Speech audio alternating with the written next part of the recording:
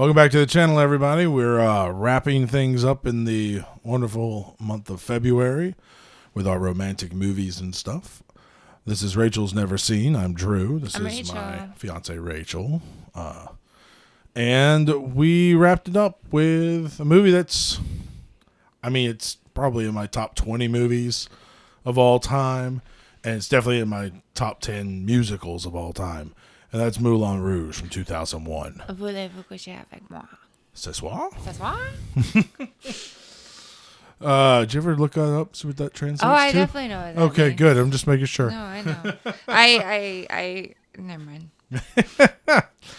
So, movie came out in 2001. 20 years ago. Oh, I know. It was nominated for several Academy Awards, including Best Picture, Best Actress for Nicole Kidman, and it walked away with a couple awards, I think, for cinematography, the way it's shot, and art direction, basically the set direction and the look and colors and stuff of that movie. So, which are both well-deserved awards, Yeah, I feel. I agree. So, star-studded movie. A lot of folks in very different kind of roles. Some people you've heard of, some you may not have, but they've been around forever. Like John Leguizamo, right? Has been in so many movies. I recognized him, but I couldn't place him, and it was from after the film. I looked up on IMDb about it, and it was John Leguizamo. John Leguizamo, which I was looking through, and I recognized him from Romeo and Juliet, which I have seen. I know, right? It's like this rare find. I have seen that, and I do love that film. And then you told me later they were the same director. Correct. Baz Luhrmann directed both these movies. Yep. So, and you can see that a lot in Baz Luhrmann's style of his direction. Now. Yeah, now that you know. I know, yes. Yeah. Yes. Because watching it originally, I told you after the movie, it reminded me of Across the Universe, which I didn't know the timeline of it. Across the Universe was after Moulin Rouge, so it would have been the opposite, right? Whatever. But you could see the heavy influence of Moulin Rouge in movies like Across the Universe, right? Absolutely. Yeah. So let's get into your thoughts. Which is another movie I have seen. That's true. She has seen that one, so don't look for that one on this channel. That one's not going to be on the channel anytime soon. Which is a shame because it's really good. Maybe we should just review that movie as a work. But I watched it. I watched it that night. It's on Tubi. Oh, really? Which had commercials in it, but I didn't want to come upstairs. I was comfy. You know what? That's fair enough. So let's get into your notes. What you got on Moulin Rouge? Let's start by talking about what you said, the awards it won for cinematography and art direction. Okay, yes. Art direction. It was very fast paced in the beginning. I felt like I'd missed something, if I looked away, and I was like taking notes while still watching the movie because I just didn't want to look away. And then I'm like, does this thing have a seizure warning? Because I feel like at some point you're like, boo, boo, boo, being just this zoom, zoom, zoom. I'm not knocking that, but it was a little dizzying for me. It doesn't have the flashing lights kind of thing, but it does have a lot of fast edits. Yeah. You're talking shots that are probably not even a second long, probably frames long. Especially in that opening sequence with the can and all of that, and there's dancing and there's just everything coming at me from all directions. Yeah, but it really sets a tone for the whimsy of this movie, the quirkiness of the movie. I agree. I don't think it was to a detriment, but it was a little dizzying for me. I can understand that. I definitely understand that. So, was the set computer generated? How did that work? No, there was a lot of most of it was practical. They built, inside a studio or inside, and they built the actual sets. I think the only parts that ever got any help from any visual effects were anything outside on the elephant, anything on top of the elephant, and they have the backgrounds and excuse me, they have the backgrounds and stuff done. And I'm thinking There's a few times where you can kind of see a separation. I'm that thinking they use of some. like the shots of the city. Right, yeah, stuff like that I think was Yeah. either computer enhanced or they The built wide shots. they built a Like the coming in from this, like looking at the sky and the Right. skyline and stuff. Right. I know there is a lot of animation in it. That's what I too. meant. Yeah. Animation. Like traditional style animation, which kind of gives it a different look to it too. It doesn't feel it was just a different doesn't look. feel synthetic like a computer generated world sometimes does. Right. I was gonna say, It has a style. it was definitely a different style, and again, I don't think it was to his detriment. Right. It helped with the whimsical, Right. floaty, like, look, I'm a floaty really person. This is a movie for you if you're a floaty person. I I'll say that. can't hide it anymore. I love this movie. I really love this movie. I feel like I felt that when we were watching it. You were singing along, even though you only consciously knew 2 of the songs going into it because I had Right. put them on playlists and mixtapes for you when we first started dating. So you knew of that. And, of course, Lady Marmalade, the cover of Lady Right, Marmalade. yeah. But other than that, you had no idea really, I'm assuming, you had no idea really what the music in the No, film was. I had no idea. You know, that it was this jukebox musical, that it had all these popular songs that had been rewritten and restructured for it. And I mean, I tell you, it like we said in the beginning with those edits, the music's the same way. It fires just nonstop at you, these songs. It does. And you're just sensory overload taking all of this in. It's so cool. And And the I rearranged- glanced over and saw you. Yeah. And saw you taking that in and just smiling. You would love laugh here and there. You would, like I said, sing to some of the ones you knew. So I was like, okay, this movie's getting through. Now it's a matter of will it hold throughout Right. the rest of the film. Yeah, it was another 2-hour movie, and it did not feel like 2 hours this time. I found myself glancing up at the clock sometimes, mostly because I was getting tired. Right. But it wasn't due to my lack of enthrallment. Interest or boredom Right. or anything Yeah. like that. Yeah. Yeah.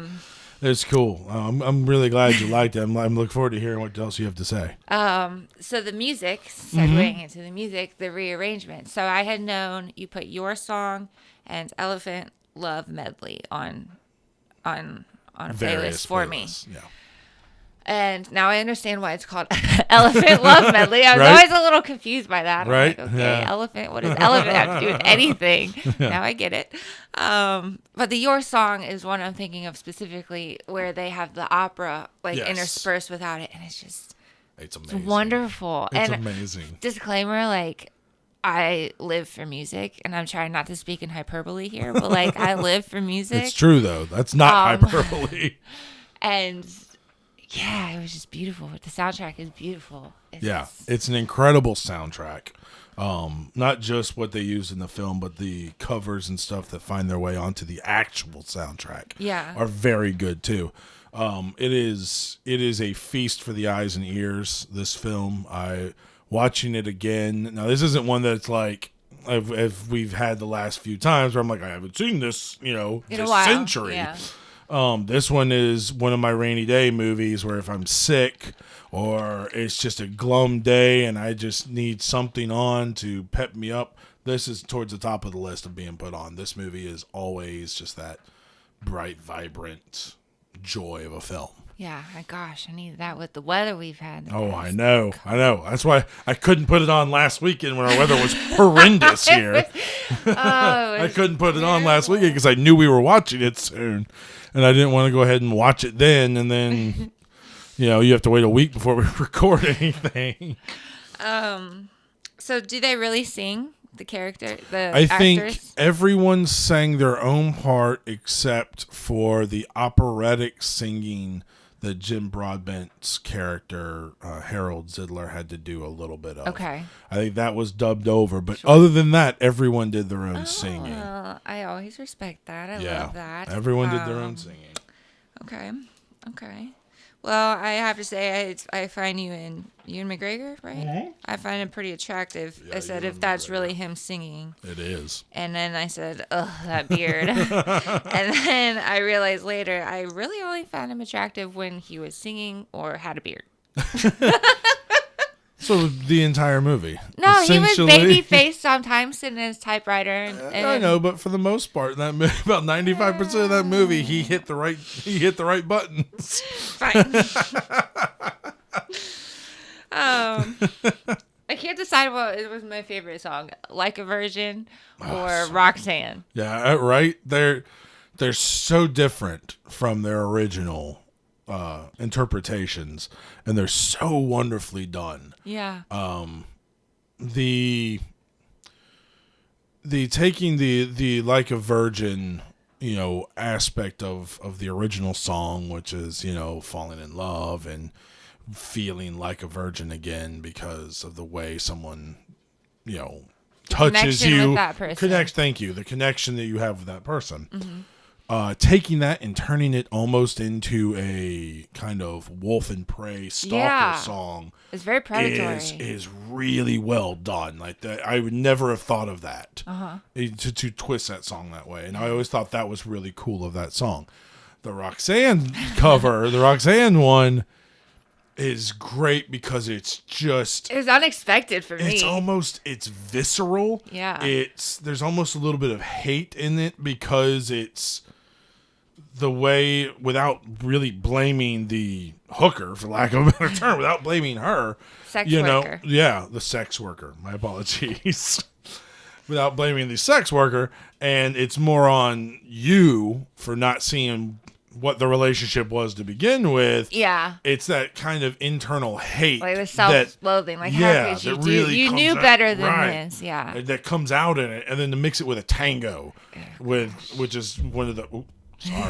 which is one of the, world-renowned love dances. Right. It's very intimate. Yeah. It was a beautiful, beautiful use of those two songs. No, they're so wonderful. They really are. I know.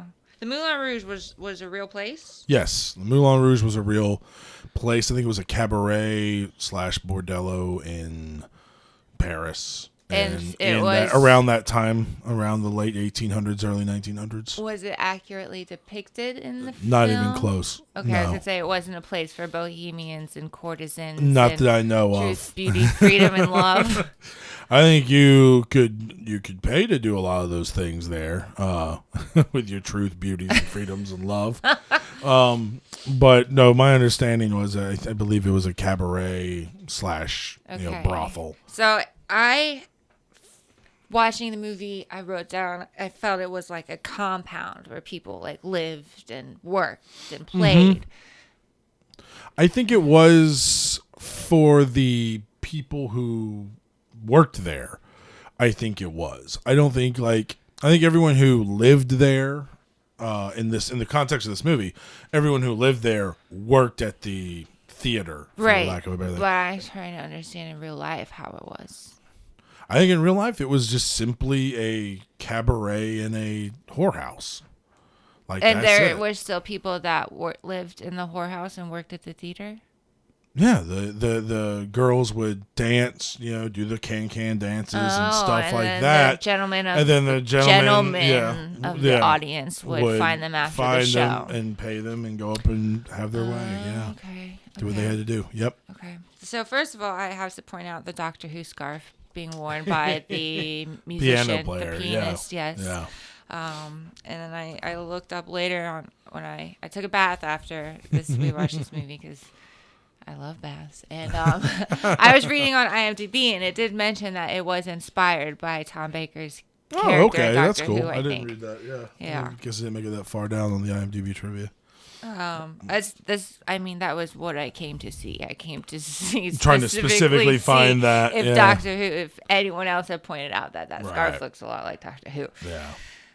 So at the beginning, Christian goes to Paris to write about love without ever being in love. Correct. And I was curious, could you accurately write about love without being in love? But I guess he falls in love while writing about love, and that kind of shapes the story. Correct. Oh, we didn't even talk about Come What May.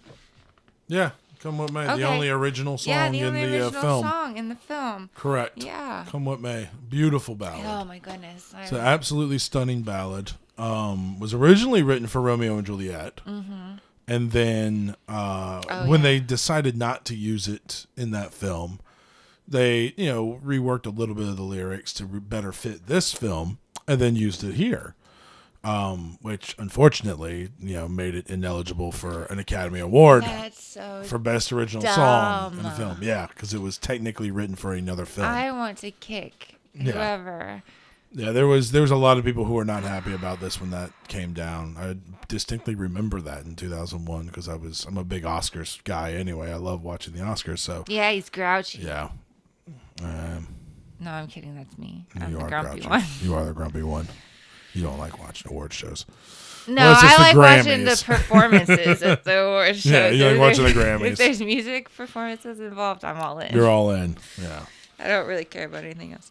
But yeah, Come What May is an absolutely stunner of a song. It is beautifully sung by the two of them too. It really helps. Not that at any point in this you didn't get a chance to showcase their vocal talents. That song really showcases it. Mm-hmm. That it's Ewan McGregor and Nicole Kidman can sing like can that. Be so beautiful and so talented. They can sing. They look great. They can dance. Apparently, they can act. Yeah. That's why everybody can't be an actor. And everybody can't be a singer. And even less can be a singer-actor.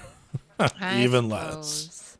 And look good doing it, too. And really look good doing it. So, okay, he moves, and then the love story starts between him and Satine. He didn't mean to fall in love with her, but once he saw her, he's like, wow. It was game over. Game over. And almost the same thing for her. Yeah, I think she was true. pretty struck by him. Infatuated with him. And then when he could sing... When he started busting out with Your Song, it was done for her. It was game over at that point for her. And she was like, oh, and that's what he's like. And to Duke, and he's like, I'm not a Duke. And she's like, wait, what? Wait, what? You have to leave. They had the spectacular. It was fun.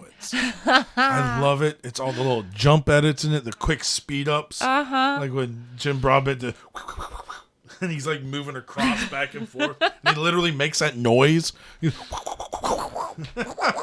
I love that whole sequence. It's so frenetic and just it's so wonderful. And the best part is they're just bullshitting their way through. Yeah, they're making up as they go along. Yeah, this is why the doctor. That's the doctor. They're making it. That's the whole thing of the doctor. He makes it up. I don't have a plan. I'm making it up as I go. Yeah. I want to live in the elephant. I want that. I want to live there. You want to live in the elephant? I want to live in the elephant. The elephant room. Yeah. It does look quite glorious. It does. It's magical. Yeah. Floating. Checks on my boxes. So they fall in love. And they're not very discreet about it. No. For trying to be discreet. Right? They're very poor at it. That was probably, like, I don't have many things to pick apart about this film like I normally do. But, like, that was, like, you guys really didn't think anyone else noticed right? this? Just be like, hey, we need to go over that scene again that we did. Okay. It's like, it's not subtle. It's fun. It is not subtle. And then make out, like, right behind the curtain. Right, which is right in front of, see. with, if you just a slight move to the right, and all of a sudden everyone sees what's going on. Whatever. Here's what it is. You're young and in love, yeah. Yep, love makes people do stupid things. So there was the time where she went to dinner with the Duke and left, and he walked out of the building as she was standing on the patio or on the balcony or something. She saw him. Yeah. Did he see her? I don't.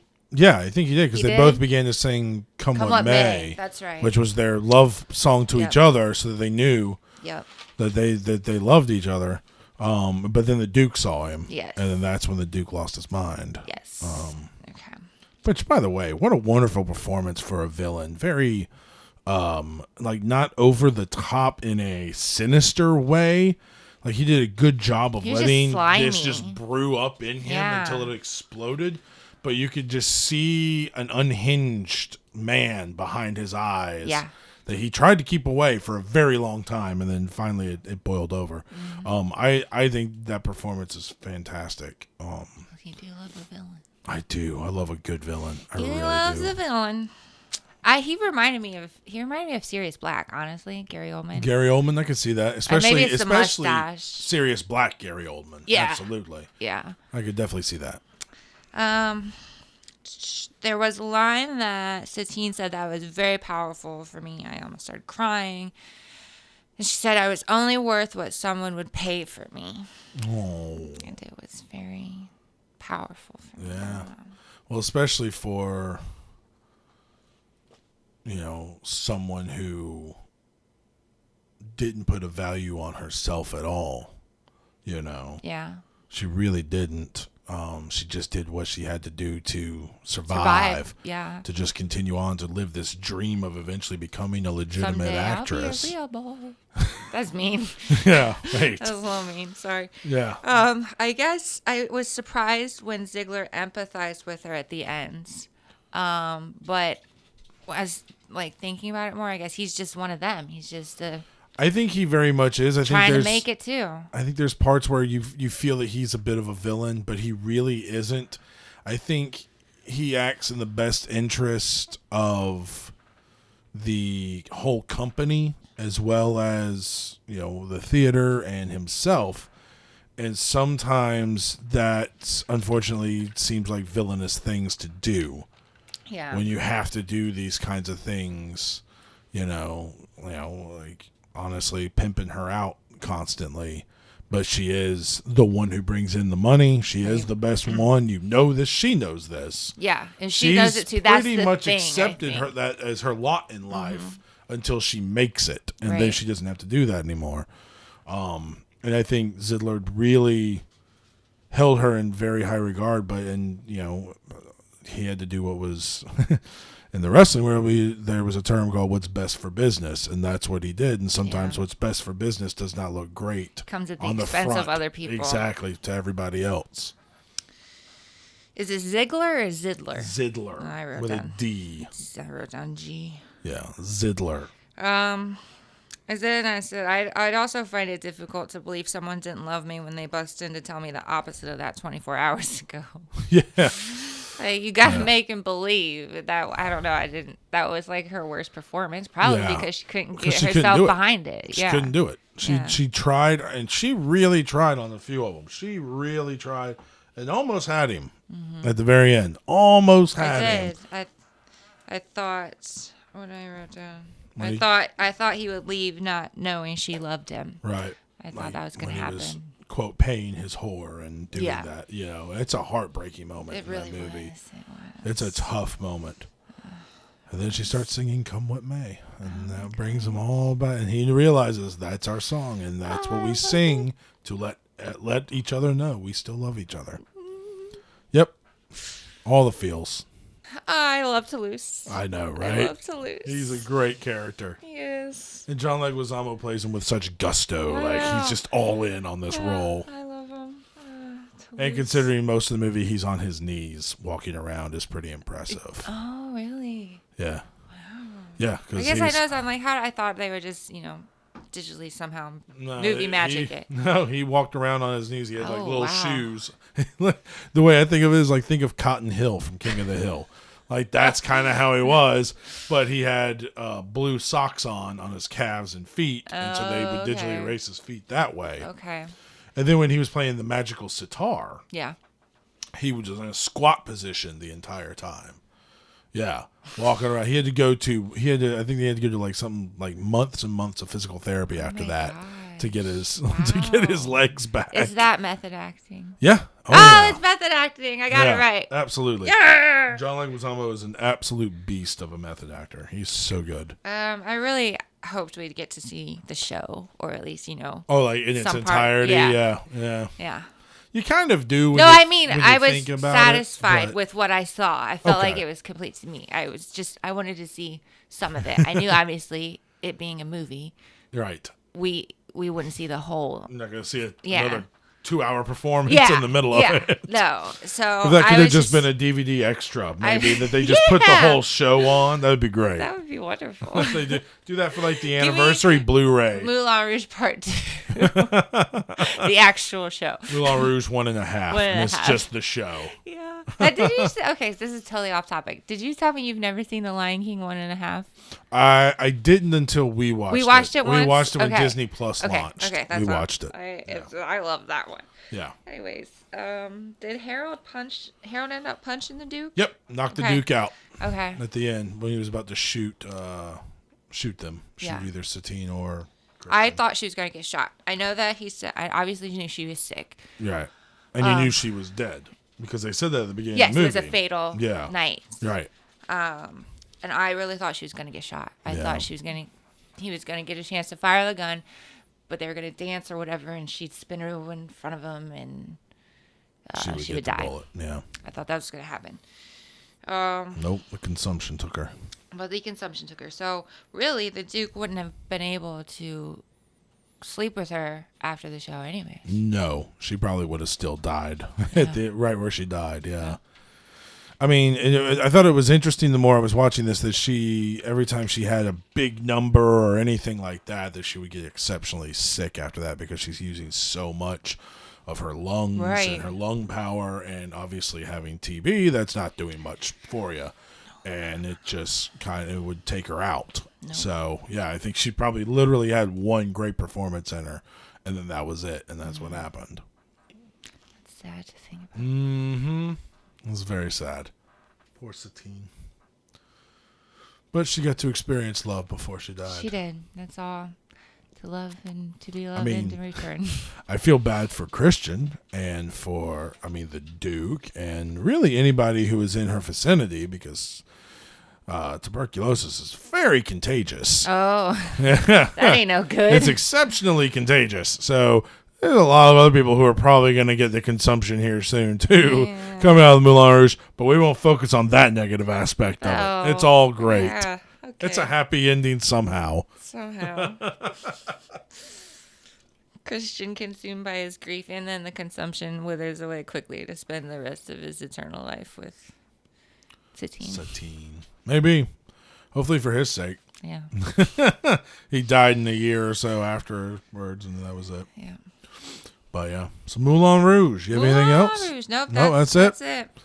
Moulin Rouge. Well, aside from talking about how much I enjoyed it and that you went to bed and I went and drew a bath and I wanted to put it on again while I was in the bathtub and I didn't. I don't know what I put on instead, but I think I put Modern Family on.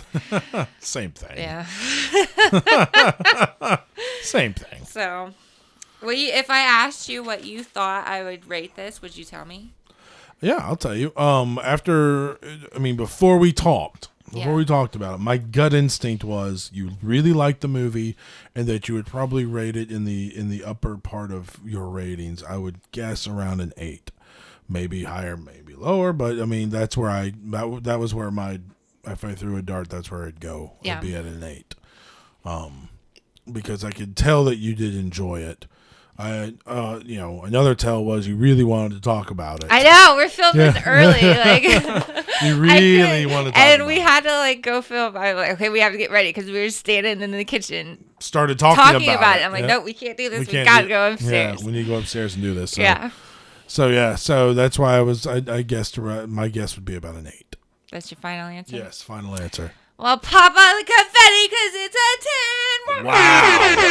Wow.